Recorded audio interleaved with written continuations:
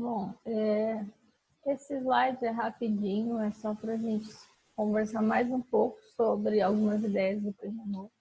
Então, eu mencionei para vocês no vídeo passado que ele parte dessa ideia do que é o fracasso e quem que é o fracassado. Na verdade, esse não é um texto. Eu peguei um texto para vocês que é resumido, para a gente ter uma ideia geral, né, do que ele propõe, mas é um livro, a imagem está bem distorcida, mas é um livro que tem o mesmo título, Avaliação da Excelência, a Regularização das Aprendizagens entre Duas Lógicas. Quais são essas lógicas? Né? É a lógica do aluno, do aprendizado, e a lógica da escola, que são totalmente diferentes. E aí eu vou tentar mostrar um pouquinho como ele pensa isso, né? Aí essa imagem aqui, I will be good, né? A criança escreveu várias vezes lá, né? Serei bom, uma tradução literal, ou eu vou melhorar, talvez, teria mais sentido para nós, né? Mostrando claramente quem que é o culpado por não ser bom o suficiente, né? A criança, o aluno não é bom o suficiente para a escola. A avaliação formativa participa da renovação global da pedagogia, da centralização sobre o aprendiz, da mutação da profissão de professor. Outrora dispensador de aulas e lições, o professor se torna o criador de situações de aprendizagem portadoras de sentido e de regulação. Então vamos ver trecho a trecho o que ele está falando. Avaliação formativa, nós já falamos, né? Avaliação mediadora, avaliação formativa, avaliação qualitativa. Então são várias expressões para o mesmo tipo de avaliação, que é uma avaliação totalmente diferente do modelo tradicional que nós estamos acostumados. Embora a gente ache, isso é talvez até um equívoco da nossa parte, a gente acha que mudar a maneira de avaliar, a avaliação tradicional, é só a gente fazer outras propostas. Não é tão simples quanto parece. Por quê? Porque como nós já falamos, e o Perrenot vai bater muito em cima dessa tecla, mudar o sentido da avaliação não é unicamente você fazer uma proposta de avaliação diferente, é você mudar a proposta da escola, você mudar a proposta política, né? Lembra que nós vimos que a avaliação ela tem questões políticas, ideológicas, econômicas, educacionais. Não é simplesmente uma proposta unicamente exclusiva de avaliação. Não é a maneira como eu vou avaliar. Lógico que tudo isso vai fazer parte de um processo. Então, apesar de aparentemente ser algo simples, não é. É algo muito complexo. Então, a avaliação formativa, quando ele fala, participa da renovação global da pedagogia, ou seja, não adianta a gente apenas renovar a questão da avaliação e a gente continuar tendo um modelo de escola tradicional. E aí ele fala, centralização sobre o aprendiz, porque hoje, onde que é o foco? O foco não é o aprendiz, o foco é, como o Pedro Demo fala, o foco está na aula. A gente não fala, hoje houve aprendizado, a gente fala, houve aula. E se não houve aula, parece que não há aprendizado. Então, o foco está muito mais na figura do professor, da professora, do que na figura do aluno. E para que a gente possa, então, ter essa renovação global da pedagogia, nós precisamos mudar o foco, tirar o foco do professor e trazer esse foco para o aluno. Então, o professor, que era o dispensador de aulas e lições, ele vai ser o quê? Um criador. Nós usamos mais a palavra mediador, né? Então, o professor vai ser o quê? Um mediador entre o aluno e o aprendizado. Porque na pedagogia ativa, construtiva, quem vai agir sobre o objeto, e o objeto não necessariamente tem que ser algo concreto, mas sobre o aprendizado, sobre o conceito, né? Sobre a construção desses conceitos, vai ser o aluno com a mediação do professor. Então, na visão do Perrenot, o sucesso e o fracasso do aluno não dependem apenas do ambiente escolar. Cada aluno dentro da sala aprende de forma diferente, que irá depender de suas condições sociais, biológicas e psicológicas. Com as competências, cada professor verá e trabalhará melhor com as habilidades de cada aluno. O Perrenot tem um livro que chama As 10 Competências, que é um dos, acredito que seja o mais conhecido dele. E aí, nesse livro e também nesse texto, ele dialoga com essa questão de que sucesso e fracasso não depende só do ambiente escolar. Existem outros elementos, eu até comentei no vídeo passado, existem outros elementos, como a questão social, biológica e psicológica. Só que o que a escola faz? A gente fala muito de que é necessário valorizar a diferença, que a gente tem que aprender a trabalhar com as diferenças dos alunos. Porém, quando a gente percebe essas diferenças, sejam sociais, biológicas e psicológicas, a gente fica tentando achar meios de equalizar tudo isso. Então, como que a gente pode trabalhar com essa questão biológica e psicológica? Manda para o médico, manda para o psiquiatra, toma remédio. Então, de certa forma, a gente quer identificar as diferenças para poder homogeneizar.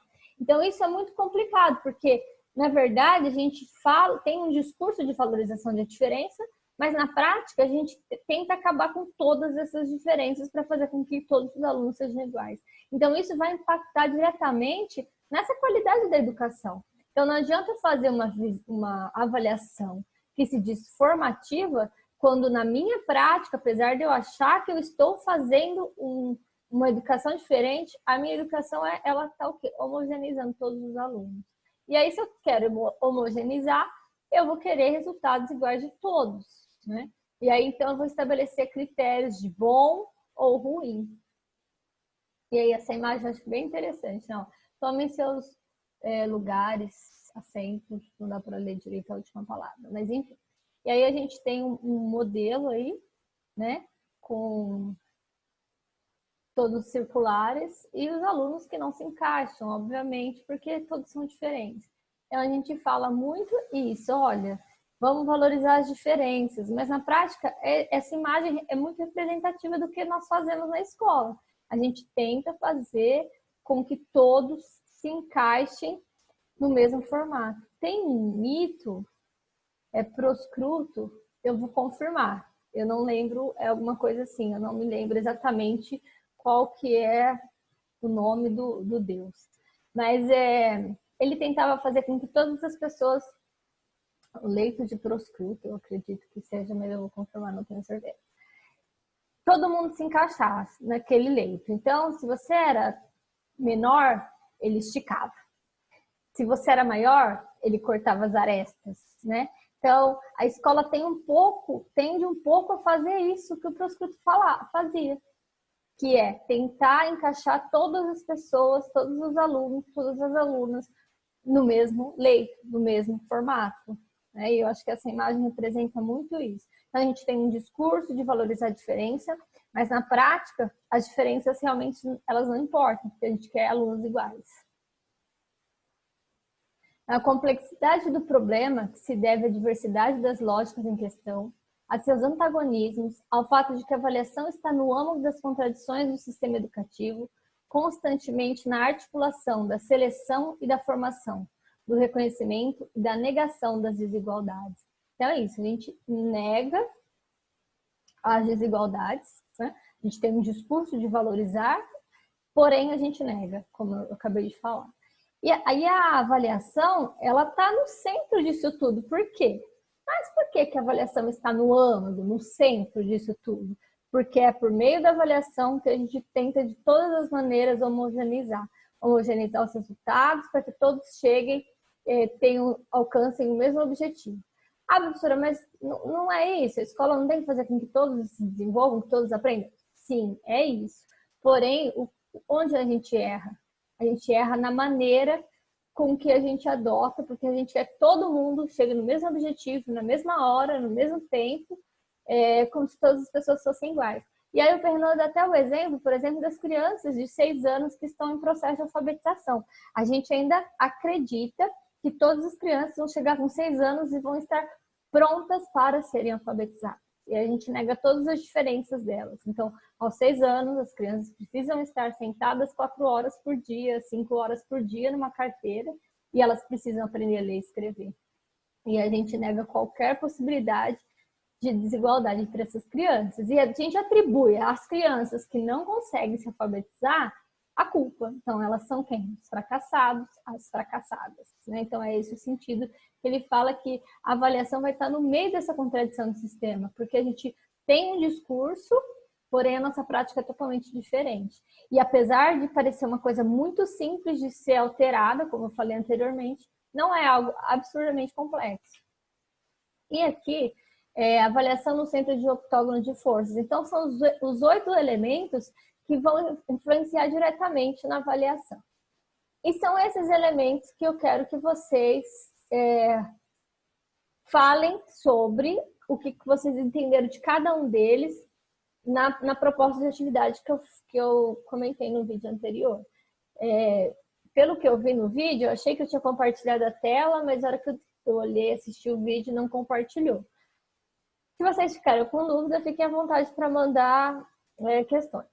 Mas só retomando, então, vai ter uma página no texto, eu vou disponibilizar o texto para vocês, eu devo ter disponibilizado agora que vocês estão assistindo. Vai ter um momento que nós temos esse quadro, então, que é a avaliação no centro de um octógono de forças. E aí tem todos esses elementos, menos um, tá?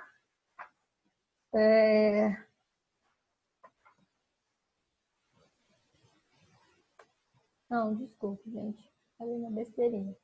Então, todos esses elementos. Acontece que o primeiro item, ele não aparece assim, letra A, mas ele está logo abaixo do quadro, tá? E aí, então, tem todos esses elementos, só que está numerado, 1, 2, 3, 4. O primeiro não tem o número 1, mas ele vem logo em seguida ao quadro. E eu quero que vocês, então, leiam e façam um resumo do que vocês entenderam sobre cada um desses elementos. Então, só para retomar, essa atividade vai contar como a atividade avaliativa final e como presença para essa aula, tá? Bom, então é isso. Eu vou disponibilizar tudo para vocês. Devo ter disponibilizado já, né? Porque estou falando para vocês no futuro. Isso é estranho. Quando vocês estiverem assistindo isso, eu já devo ter postado todas as coisas que eu pensei em postar. Mas eu vou mandar depois um videozinho pequeno, muito rápido, só para a gente resumir o semestre. Vou dar retorno para vocês nos próximos dias, nas próximas semanas, sobre as atividades avaliativas. Qualquer coisa vocês podem me mandar mensagem, comentários, e-mail, tá? A gente vai conversar. Gente, muito obrigada. Eu sei que não foi como nós gostaríamos esse semestre. Também foi muito diferente do que eu tinha pensado, né? Da gente fazer algumas coisas mais práticas a partir de um determinado momento. Não foi possível, mas de certa forma a gente venceu esse desafio, que foi transformar a nossa avaliação, a nossa disciplina de avaliação, todos nós professores, né? Transformar as nossas disciplinas que foram primeiramente pensadas para a presença, transformar isso em uma atividade remota. Então, teve falhas, né? Obviamente, todos os processos, até porque a gente está começando, mas eu acredito que, de certa forma, a gente venceu esse desafio. Então, é isso. Obrigada. Qualquer coisa, eu estou por aqui, tá bom? Até mais.